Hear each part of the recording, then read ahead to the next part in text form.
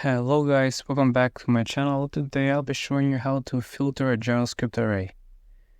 We're starting off with an array with numbers 1, 5, 8, 10, 15.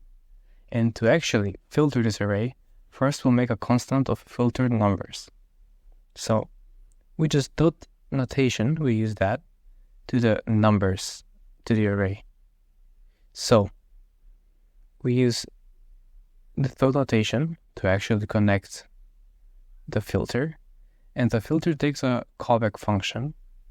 In this case, we'll make an anonymous function and an argument inside called number. And actually, we want the function to return a number that's greater than 5. And we want to console log the filtered numbers. So here it will say that the output will be 8, 10, 15. And I forgot to mention that when we use filter,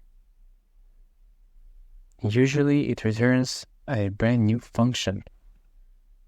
When we console log this, you will see that it printed out, it actually filtered the array, and it console logged every number that's greater than 15.